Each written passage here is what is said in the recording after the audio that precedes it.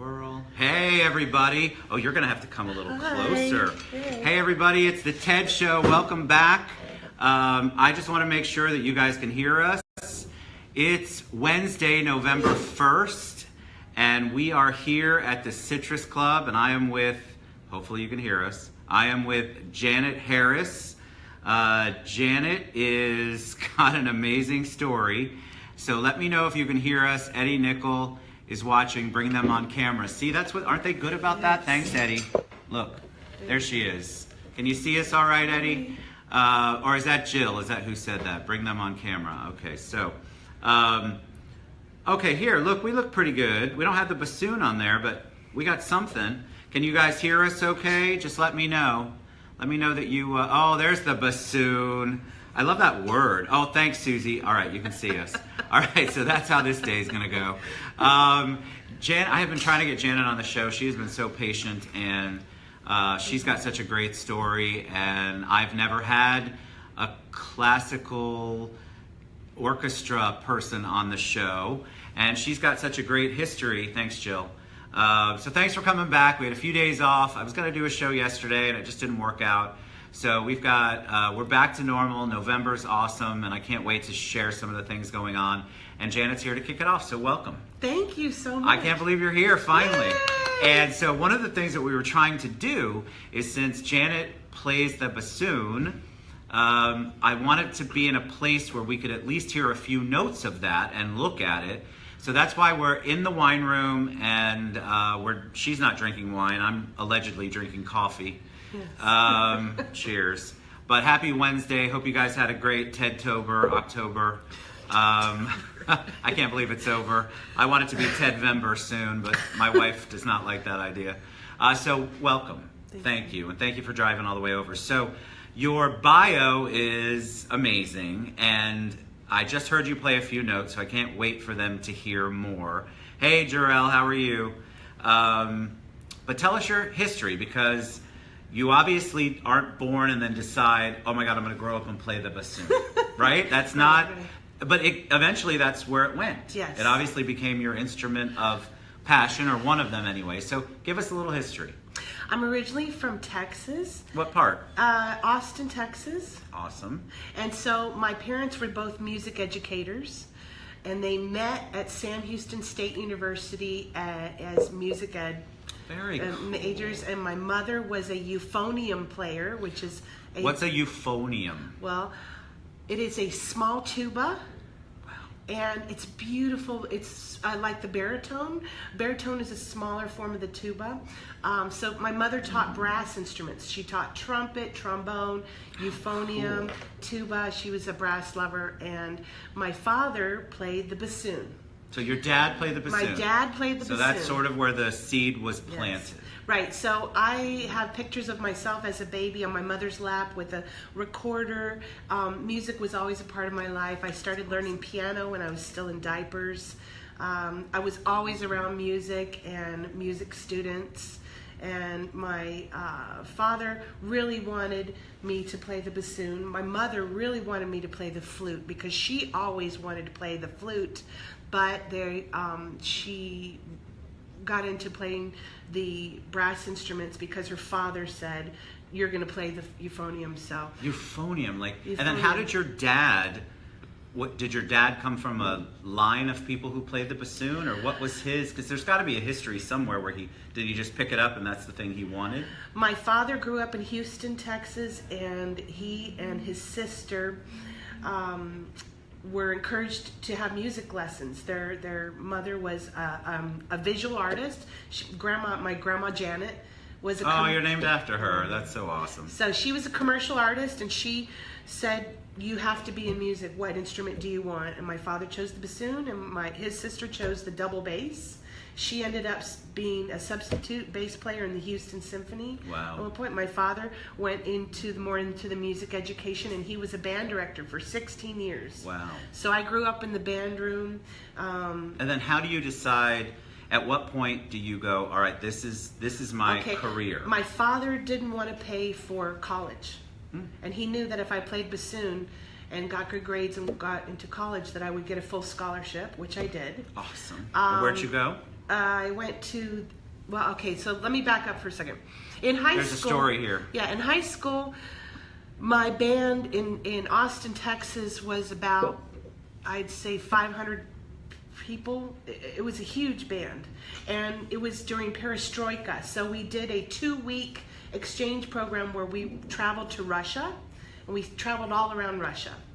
And I was always very serious about music. And I was always practicing, and I was made fun of by my colleagues because they weren't serious. The other band kids were not serious. They were interested. When we went to Russia, they were busy buying vodka at the kiosk and going up to their rooms and getting wasted. And that sounds horrible. Well, it was wonderful for them. Exactly. And I was not into that. I was into wanting to see everything, so I got a private viewing and tour of the Moscow Conservatory. Wow. Where all the major Russian composers, Tchaikovsky, Shostakovich, Mussorgsky, all these people went to them, and many famous musicians in the world went to the Moscow Conservatory. I went there, and I just said to myself, I have to stay here. I have to convince them that I'm not going to go back to Texas. So I tried to tell them that God meant for me to stay. And the bassoon at the Moscow Conservatory, and I was trying to every way. That had spoken to you. Jesus meant for me to be here in Moscow. And they said, no, I'm sorry, you have to go back to Texas. So I went back. I don't mean to laugh, but that's awesome. And I was in a deep depression when I had to go back to Texas. Well, sure, because you had your heart set. You had found, I believe at that moment, that's your epiphany. You're like, okay, this is it. I found it, I get it, I realize it. Mm-hmm. And then you have to make a move that is completely the antithesis of what you want to do. So when I went back to Texas in high school, I started skipping classes and going to the band room and practice. So I would write a fake note to the trigonometry teacher that said I had permission to go to the band room. See, musicians are crazy. And I would write a fake note to the band director that said I had permission from my trigonometry teacher to go practice. So I was always practicing, even lunchtime.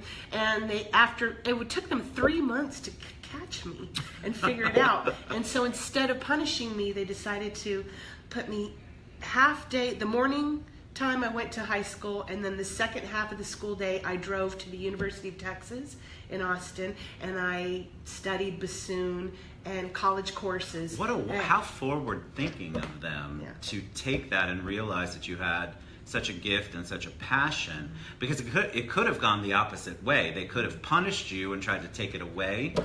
That's so awesome that they were able to do that. That's another thing in your life where that's pointing you in the right direction. Right.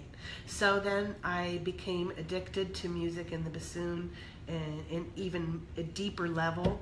And as I have told you before, music did save my life, because I was not happy being here on this planet, and I did experience many suicidal thoughts as a teenager, and music was my outlet. And music, and the bassoon specifically saved my life. That's a beautiful story. Thank you for sharing that. Because that came into your life, and that was enough. You made such a connection with that you knew that was more important than you taking your life or doing something. And so you had such a passion for that, and it gave it back to you. That's what most of the people who I interview or talk to have a discussion with. They say similar stories. They made so much of a connection with whatever their art form is, and that was the thing that kept them going. That was the thing that made the difference in their life, and they knew they wanted to do it for a long time, and that was their saving grace. So I'm so thankful that was your saving grace. That's awesome.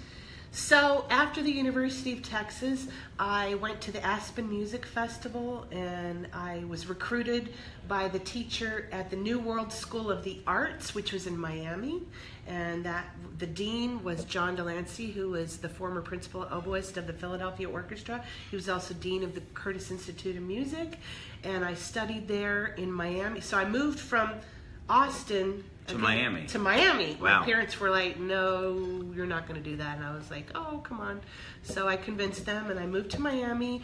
And then while I was going to school, I started freelancing in different operas, ballets, the pops orchestras, different private parties, chamber music.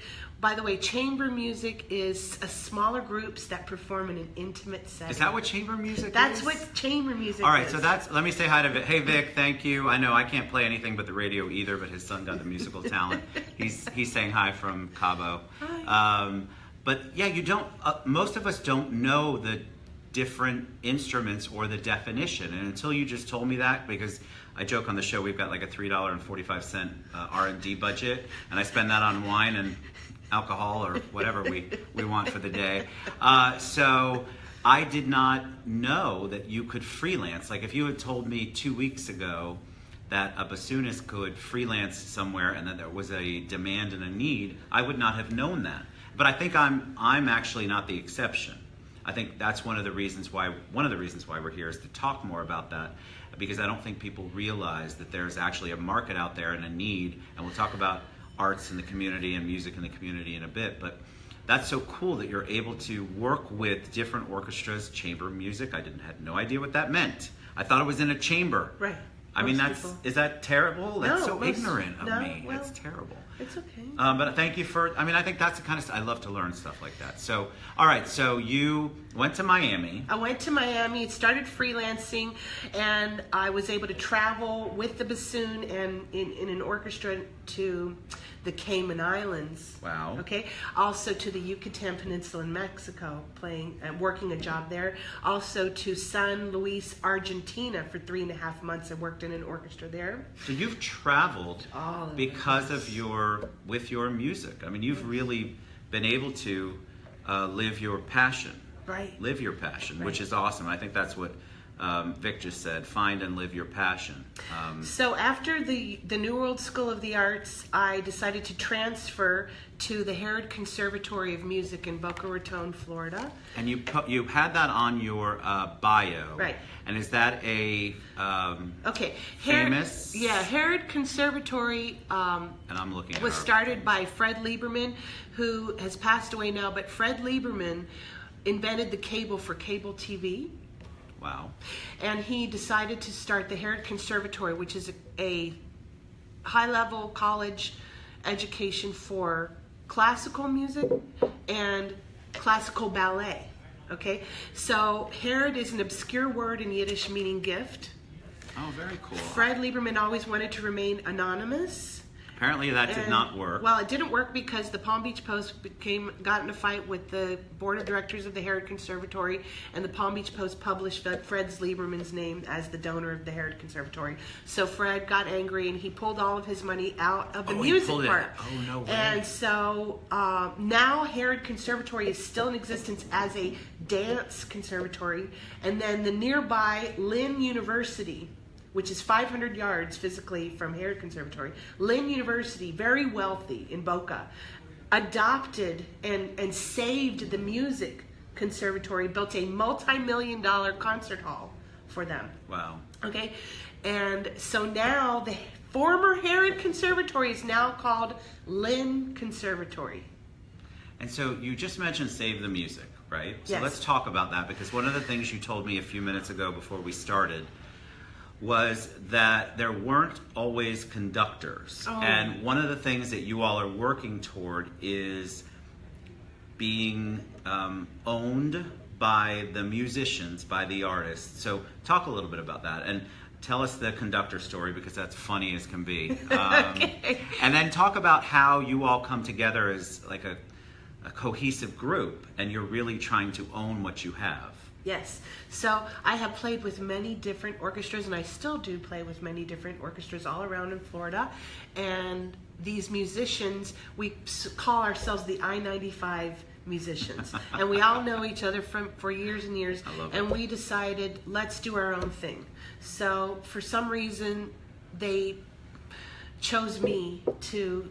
my colleagues said, Janet, why don't you start this? Okay, so I started a 501c3 5 years ago, Wow. nonprofit called Lakeside Chamber Players. And now we know what chamber means, Now right? you know what chamber means. We know it. And we also own the name Central Florida Orchestra. Love that. However, we're not financially at a point to move into that name, but we do have that.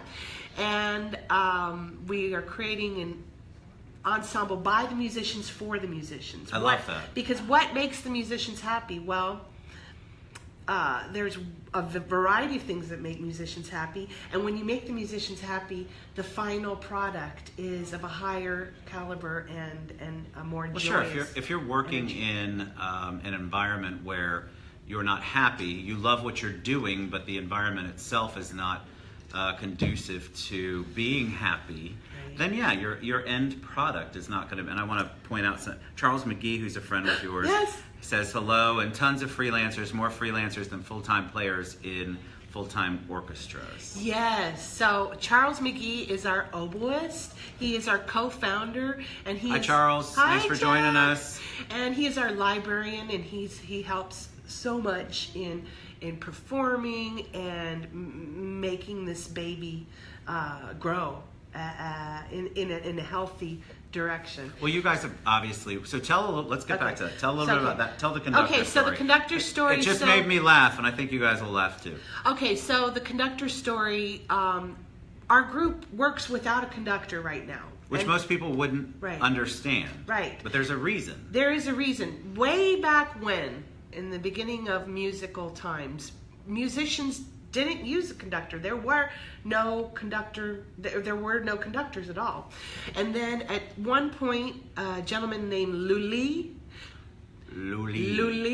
decided there needed to be a beat so everyone could grab onto a beat and be together in a larger ensemble. So he got this giant piece of wood, and he would lift it up and boom, it would go down with the beat.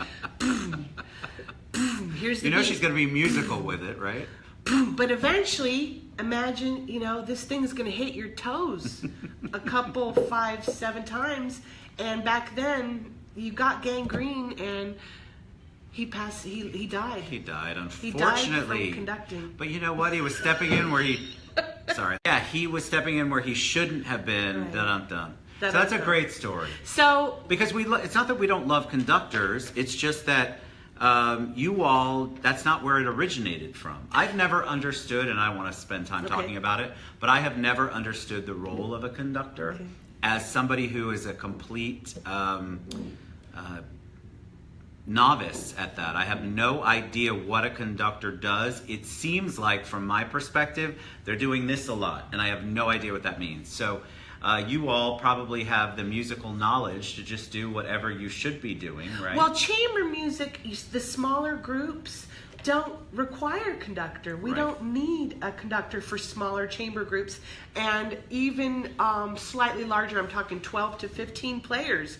We can work together without a conductor, especially the music from the classical and Baroque periods really lends itself to working together without a conductor. Now, when you have larger ensembles and the music is more complex, then that's where in history the conductor was needed to navigate all of these more. And if you have a pianist that's way in the back, or a harp player, or percussion over here, and the bass is over, we need someone to, out of the peripheral vision.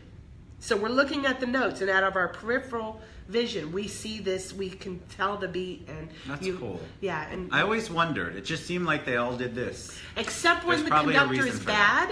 And then that's bad. We have something called Lufu, which he's going to lose his toes too if he's bad, or she could be she. All right, so you're.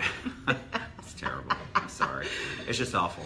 All right, so talk about where you're currently at, because you do freelance. I do freelance. And you listed a whole bunch of places, and I feel like, is there a place locally, because you came from Lakeland, or is that where Lakeland Chamber Music is? So you're here? Oh, Lakeside Chamber Players. Lakeside Chamber Players was originally born in Mount Dora, Florida. Beautiful place. And we got our name from the Lakeside Inn in Mount Dora. Sure. And so we have performed in multiple places for fundraisers for different organizations, at yacht clubs. We performed in museums, at art galleries, and private parties. We performed in multiple. Do you feel like? So you said you performed in fundraisers. Do you feel like the music and the arts, like I know how important it was for you growing up.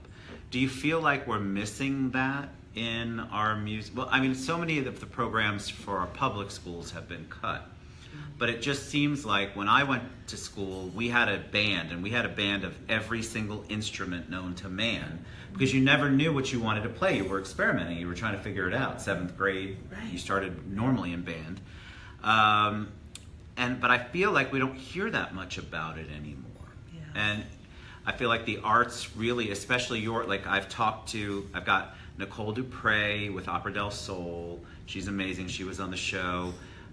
We've got Orlando Ballet, but we don't talk a lot about orchestra here in our Central Florida area. Okay. Yeah, orchestra. And that's what you're trying to change. Yes, I'm trying to get away from the stigma that classical musicians are boring. Apparently they're not boring. We just laughed. I haven't laughed. It's been a long time since I laughed like that. And we don't just play classical music. We play TV themes and movie themes and popular tunes and Italian opera melodies. That's classical. But yeah, we're ready for the fun to start. And we have a performance tomorrow. Oh yeah, let's talk about that. Okay, Mount Dora, First Presbyterian Church of Mount Dora at 7 p.m.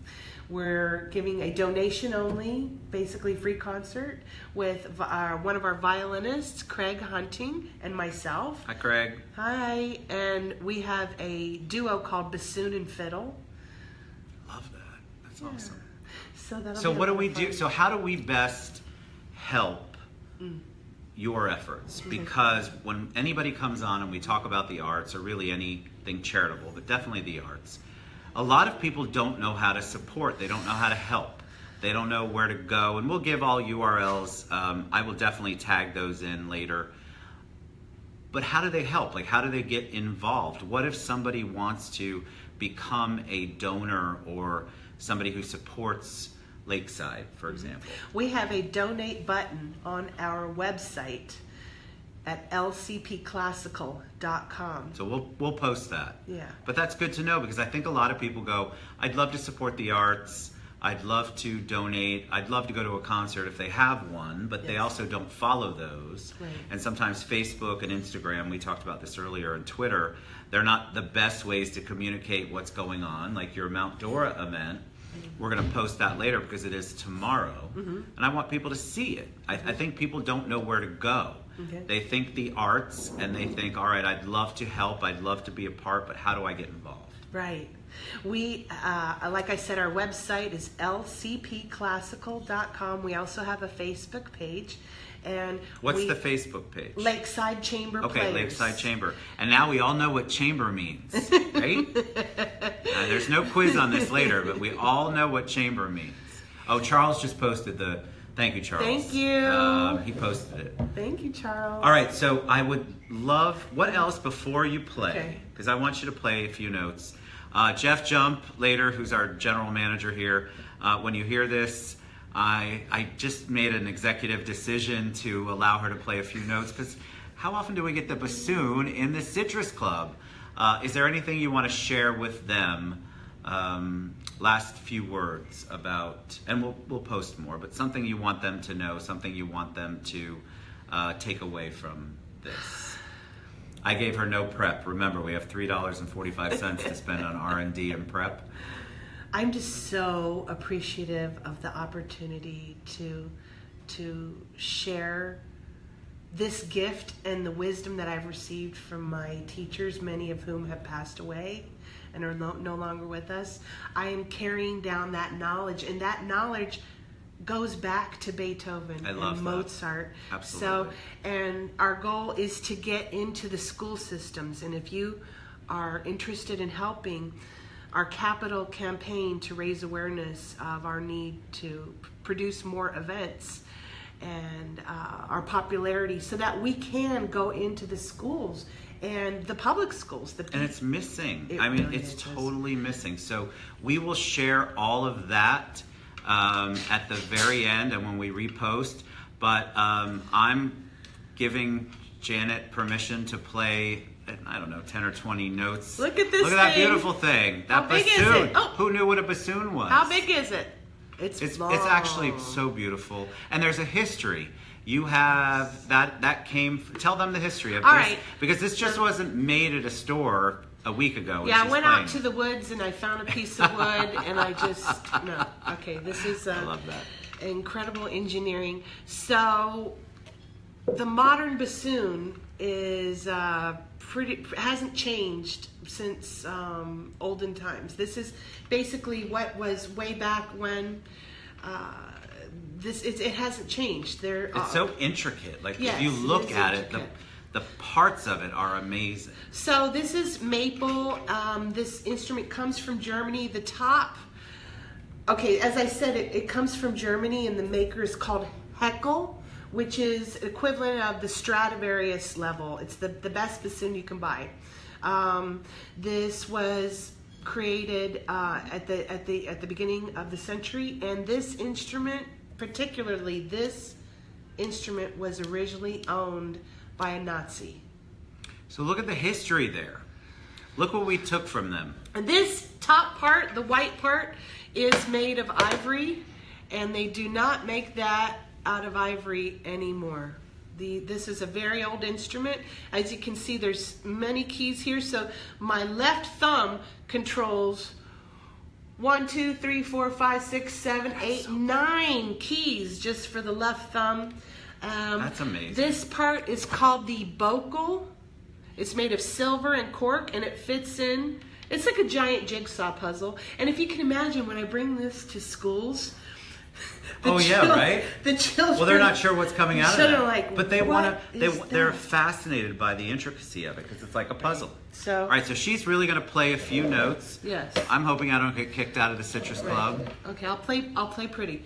These are You always reeds. play pretty. These go on the bassoon and make the vibration. Okay, so I'm going to take one of these reeds out and just play it by itself. It's not too pretty. It's not very pretty. But when you put it on the instrument, go. I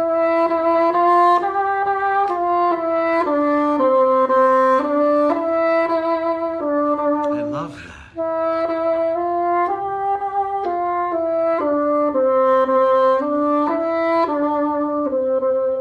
That's beautiful.